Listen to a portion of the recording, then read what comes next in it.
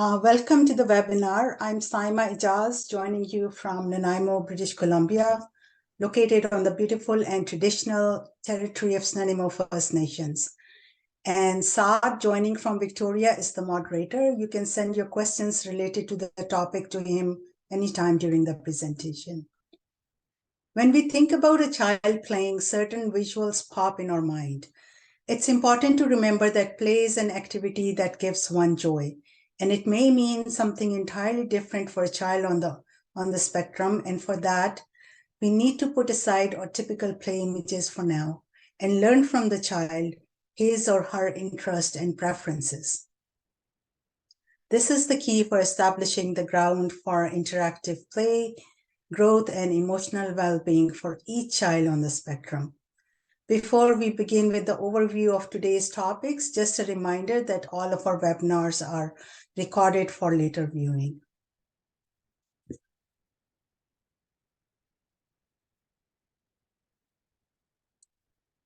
So first, a few words about the typical early years social interaction and how and why for a child on the spectrum it's different.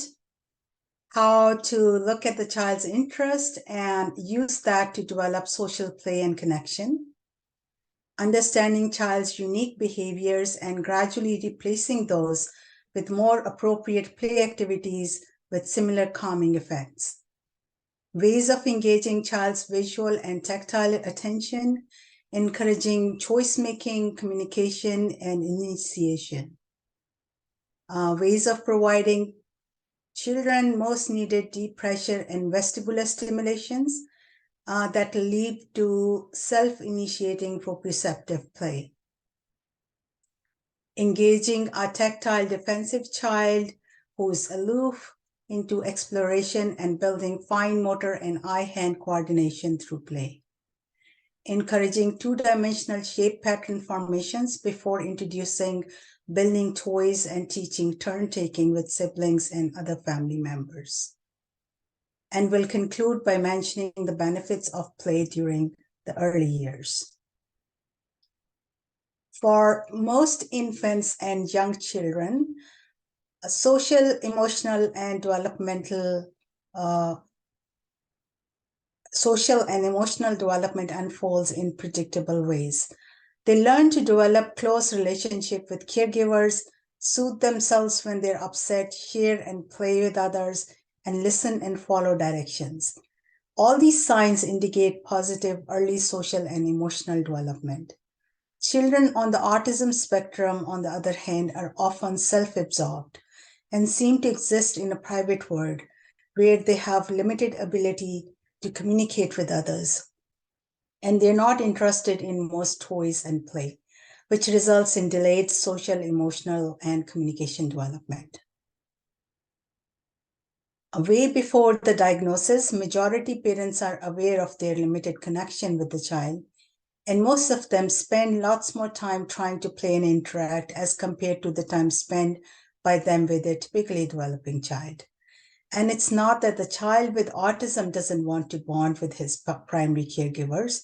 It's their inability to do so when, as parent, we continue to interact with them in a typical way, which may feel intrusive and incomprehensive to the child's sensory system.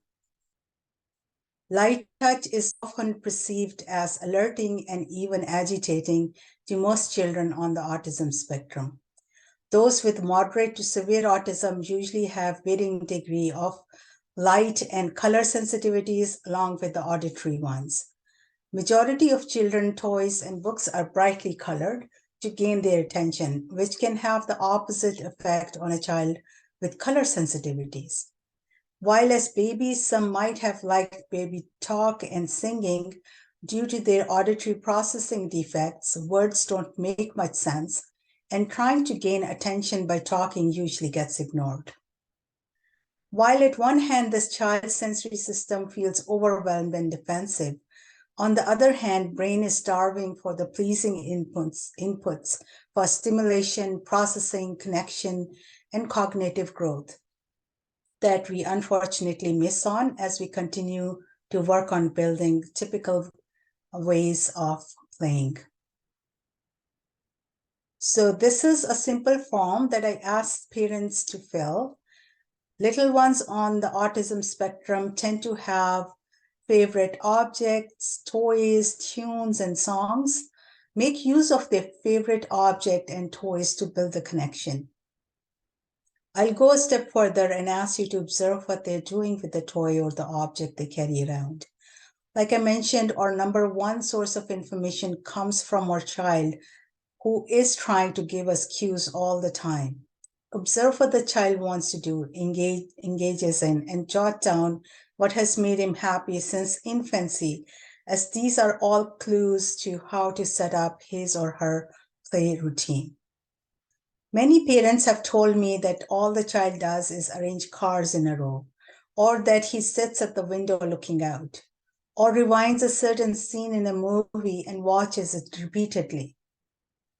Believe me that even this information is enough to help initiate interaction in more than a few ways.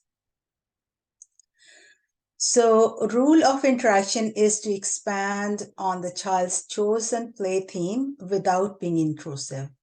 Doing the same, bringing in little variations, offering choices and direction, and encouragement. For the child who arranges cars in a row, try doing the same and see if that would catch his attention. Check if there's a pattern to how he's arranging the cars. What does he do after the cars are arranged? What would he do if you hold on to those and hand it to him one by one? Can you get him to repeat a pattern of, say, black, red, black, red? What does he do after he's done arranging? Make some fun driving sounds, place the cars in containers labeled by color or size at the end of the day for him to get from in the morning. So just a few ideas to begin with. For a child who sits at the window looking outside, sit beside and observe what is it that he's watching. Is it passing by kids, cars? Is he focused more towards a tree or birds in the yard? It could also be just his reflection on the glass. Point and label what you see. Take a picture from different angles and show it to him. Take him to the window of another room to check what he would do there. If the child rewinds a certain scene of a video and watches repeatedly, check what the clip is about. Is it sound or a particular action or something familiar in the background, like McDonald's sign? Record it on your phone and show him that with and without the sound. Label action, name the character, label what he's doing. If the character is running, jumping, repeat that action with say, his stuffed toy. If the child has not been interacting with anyone for a while, this may take some time, so be patient and continue to observe and copy. Initially, he'll continue to ignore or just walk away and find something else to do. And then at times he'll look at what you're doing. So reinforce even the slightest of engagements on his part and end this play together time on a positive note. A fellow who I was working with while arranging the cars would roll it back and forth on his arms and legs, and sometimes hold the car up and rub his palm against it. So what he liked was the feel of the rolling wheels on the limbs and palm and was seeking some pressure input. When introduced to daily massage, hand squeezes, and brushing, he gladly accepted and looked forward and reached out to the caregiver, which created a wonderful opportunity of interaction. And that was also chosen as one of the reinforcers then for when the tasks were set up for him. Use for a weighted lap pad or weighted blanket would be helpful for such a child as well. So now let's analyze the repetitive behaviors which are very frequent in children on the autism spectrum. These children may stem when they are overwhelmed, excited, anxious, or happy, but mostly they stem to bring comfort to themselves. Some may engage in stimming when they are in a stressful situation or just to stay calm in a new surrounding or environment. Analyzing the stims can give us clues as to what sort of stimulation child's mind and body is seeking to stay focused and to deal with the stress caused by constant changes or if he's in an overwhelming sensory environment. Once we have figured out the calming or stimulating inputs the child is trying to self-create, we can facilitate those by introducing and encouraging activities and make use of play equipment that would provide similar stimulation to them. It will open ways for more appropriate activities and play for the child and can further lead to developing parallel peer play and interaction. So the child who rocks to calm himself is looking for vestibular stimulation in a sitting position. Child hums to create a consistent auditory input, which at times is to mask other sounds. So he's probably sound sensitive. Child who flaps hands and flicks fingers is creating a visual and visuospatial input. Those who tap on themselves, that's like providing deep pressure. While the ones who spin, run, and jump are providing proprioceptive and vestibular stimulation to the body. So for the child who rocks to self-calm, getting a rocking chair or a rocking toy. Child who hums will benefit from running a fan in the room or use of white noise. I would also help him explore music and songs to listen to, as that would mask other sounds as well. Children who flick fingers and flap hands like playing with bubbles, cause effect toys, sensory bins and fidgets. Child who taps on himself would like massage or brushing or squeezes. Encourage running, walks, swimming, use of swing and trampoline for hyperactive kids. Child is probably not going to start using the equipment on his own when he's, even if it's right there in front of him. Also, trying to get him to use a rocking chair when he's stressed may not work well. Let him try when he's calm and open to guidance and some assistance. Once he starts using the toys and the equipment on his own, he would be more open to using it when stressed or anxious. Then create a safe space with the toys and the stuff where he would play on his own and share with his siblings. So spinning and twirling visual pleasers to catch attention of the child who's ignoring the typical toys usually works.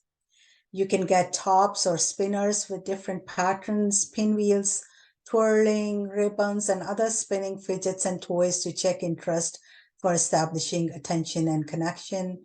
For if he likes it, he'll try to reach out for the toy, which will stop the spin, and then he would like you to spin it again. That's where you can pause. For the first time, do it right away. Second time, pause to teach him to point, touch, vocalize, or just gaze at the toy and then gaze at you. So this would be like opening a communication circle right there. Slow floating of the bubbles and popping those by touch are almost every child's favorite, as are creating images in a dark room with a flashlight. I like to avoid use of loud and flashy light toys in the beginning till I know more about the extent of the child's sensitivities to light and sounds. Once you have established the initial connection, introduce sensory fidgets and toys for encouraging further tactile play and exploration. So simple stuff like Play-Doh, push and stress balls, pressing buttons for a sound or a visual effect, moving pieces for clicking sounds.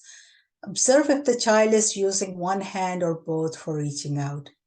With hand-over-hand assistance, guide him to use both hands and manipulate toys in different ways.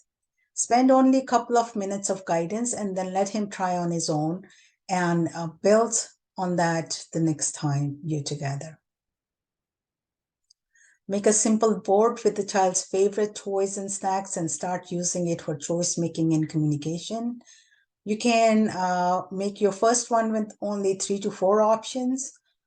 Keep some toys within his reach in a basket and some on the shelf where he can see but cannot reach and must point there or on the board with some guidance if needed to get it. We'll go over this in more detail in our next webinar on structure and routine. When the child seems spaced out or agitated, first thing I learned to do was to apply deep pressure. I would sit beside the child and wrap a weighted blanket or my arms around and gradually squeeze in between my arms inside. I could feel the tense body relax in my arms after a few minutes, and then I could feel the child lean into me. Taking deep breaths can help regulate child's breathing as well. His breathing will sync in with yours as well soon. A gentle back and forth rock can be added to this for an anxious and fidgety child. Get down to his level and hold and massage his hands, wrists, and arms with a familiar and favorite humming tune. If deep pressure helps calm and focus the child, get him a beanbag chair, weighted blanket, or a Yugibo bed that he could use on his own when he would feel the need of it. Deep pressure provides both tactile and proprioceptive input to the body, which modulates the activity of 2 nervous systems, parasympathetic and sympathetic, bringing body into a balanced response and an ideal state of arousal. There are a number of ways of providing deep pressure stimulation. I've listed most common ones here for you. Use of weighted blanket, weighted vest, compression clothing, bean bags, body socks, cuddle swing, blanket burrito, asking the child to roll over on carpet or floor, swimming or water play, snuggle, hammock, weighted stuffed animals, pressure rollers. So deep pressure is typically calming and organizing for the sensory system. For the children, I remember that my son as a toddler loved it when I would wrap my arms around him and give him a squeeze. Soon afterwards, he would get on my lap and position my arms around him for a squeeze. And then he started reaching out to other family members for the same response.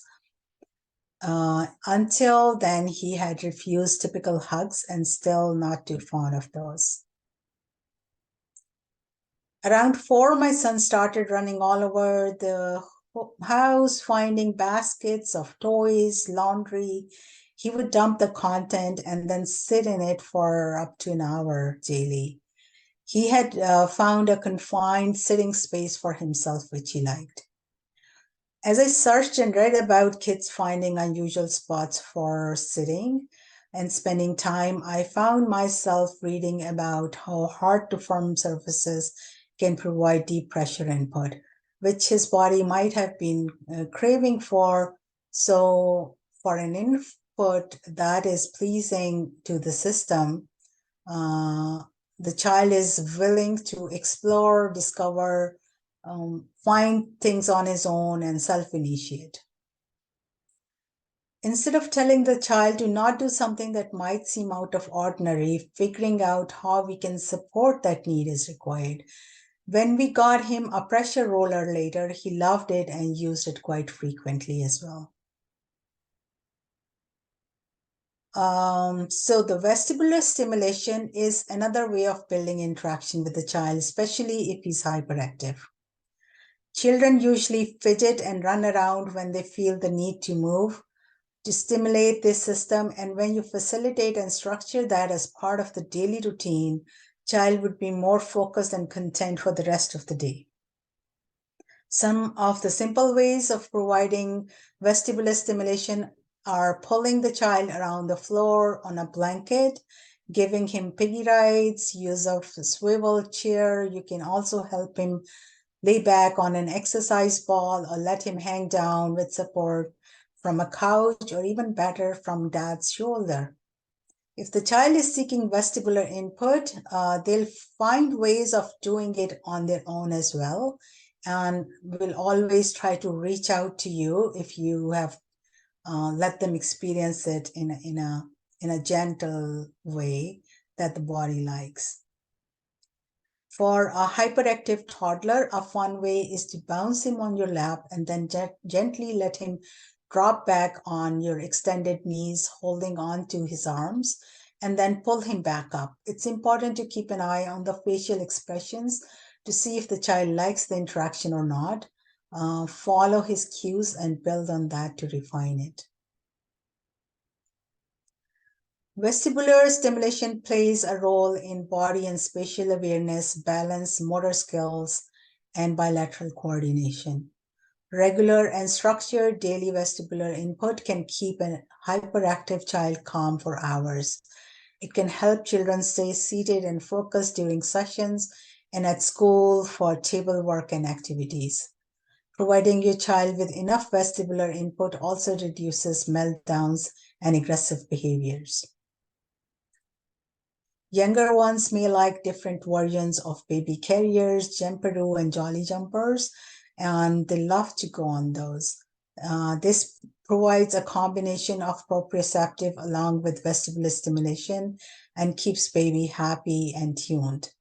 This research suggesting that providing vestibular input during early childhood can improve long-term cognitive functions. If your child likes vestibular and proprioceptive stimulation, he'll love riding a tricycle or a trike. Teach the child to ride tricycle will improve his sensory integration and motor skills, strengthen weak muscle groups, and have a positive effect on his balance, bilateral coordination, and self-confidence, while keeping him calm and focused for hours afterwards.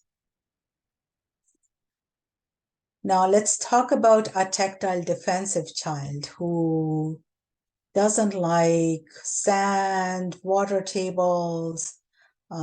Sensory bands usually give child who flick fingers and flap hands the much needed sensory input.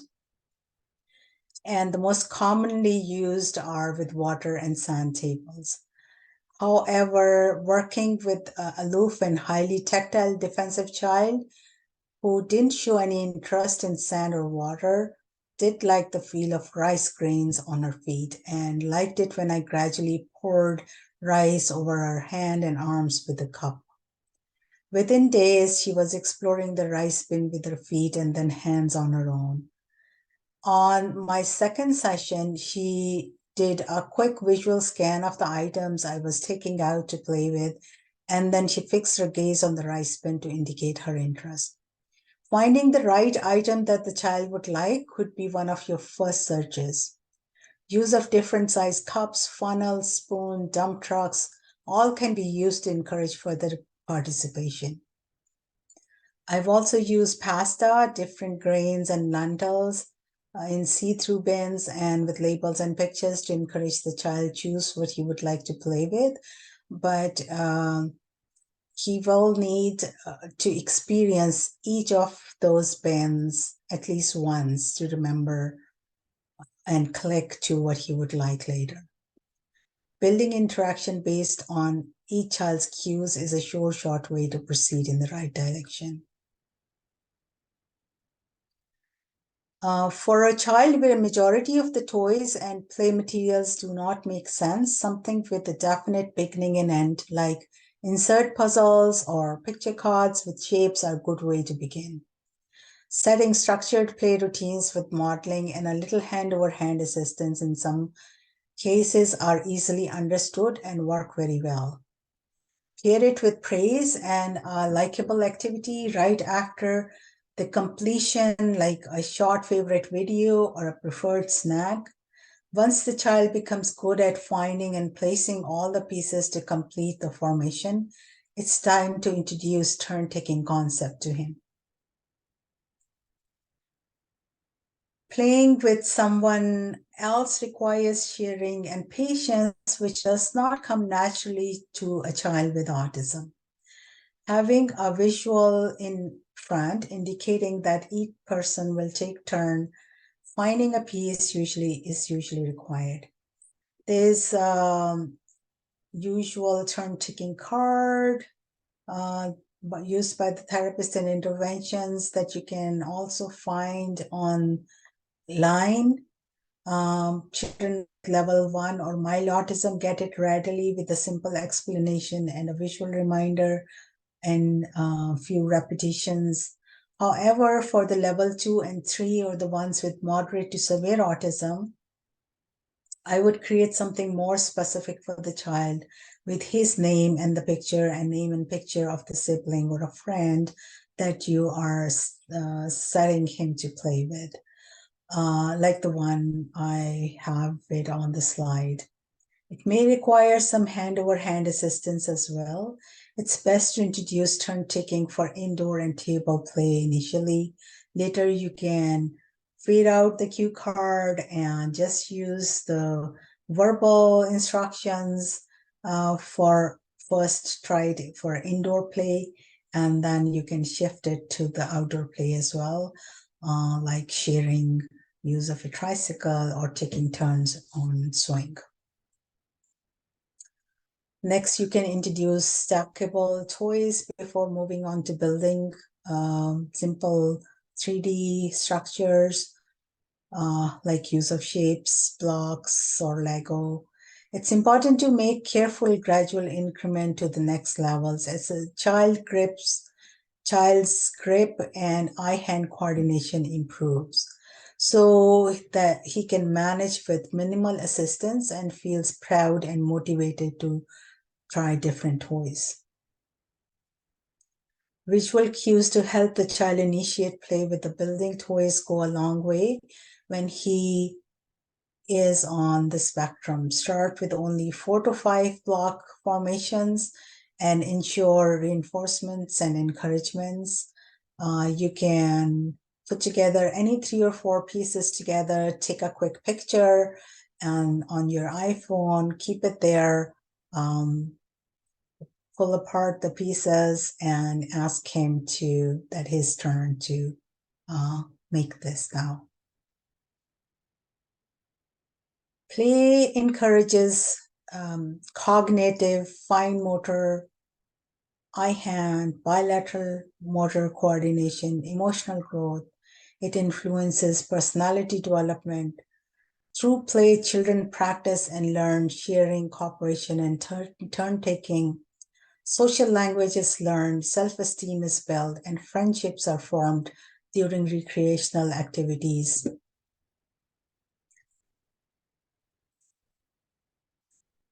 With peers. So any child who is not playing or playing differently requires understanding and assistance, especially when there's a global developmental delay diagnosis like autism. If we focus on developing play skills first, it will open numerous opportunities for building verbal and nonverbal communication. So this concludes today's presentation. Do join us again for the next month's webinar on structuring play and daily routines.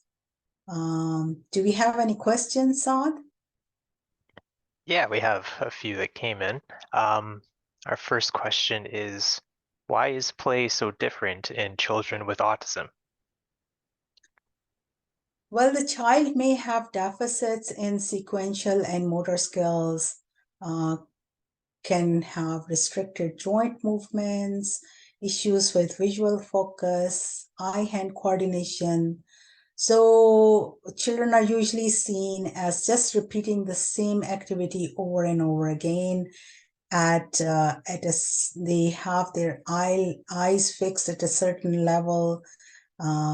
They don't like to build like upwards. They usually like to spread out whatever they're doing this way.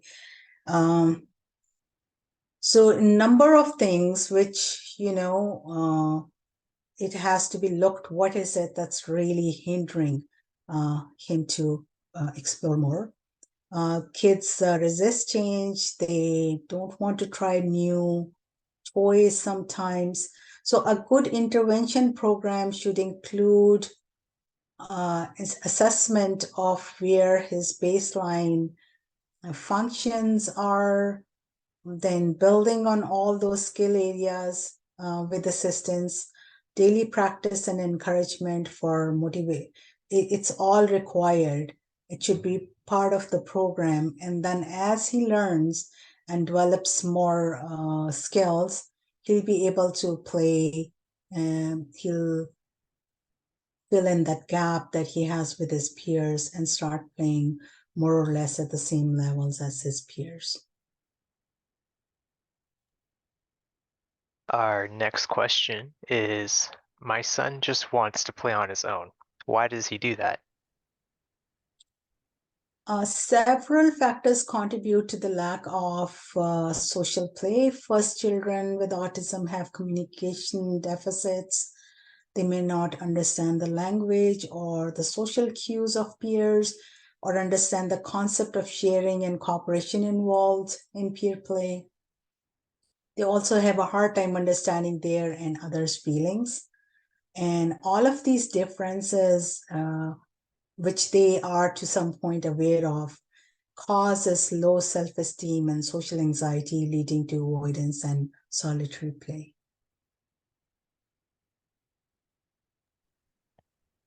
Are there any specific early intervention programs that focus on developing play skills in children with autism? There are 2 early intervention models that aim to improve play skills in young children with autism. They are named as integrated play groups and floor time, or DIR. In both models, direct instruction is not provided. Rather, adults provide support to child-initiated interaction. As a parent, I would prefer consultants and therapists who are familiar with these models to incorporate strategies that are more beneficial for the child. You can, I encourage parents to ask the consultant directly if how are they going to help this child develop play skills. Have they heard of these models? Do they incorporate those strategies or not? And if otherwise, look for the consultants who's more open to these. Our last question is, can you recommend any books for parents to read on this topic?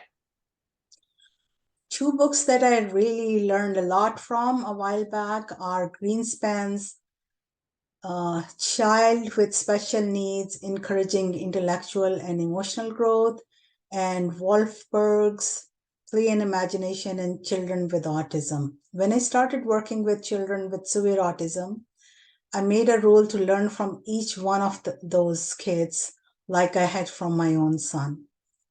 And because they are all so unique when it comes to their preferences that you just cannot apply that positive reaction you got from one child and just sort of trying to work it out with every other child. It has to begin with that child in mind. I hope you got some ideas when during the presentation, but you are welcome to ask if you have any more questions. You can ask now, or you can email me later.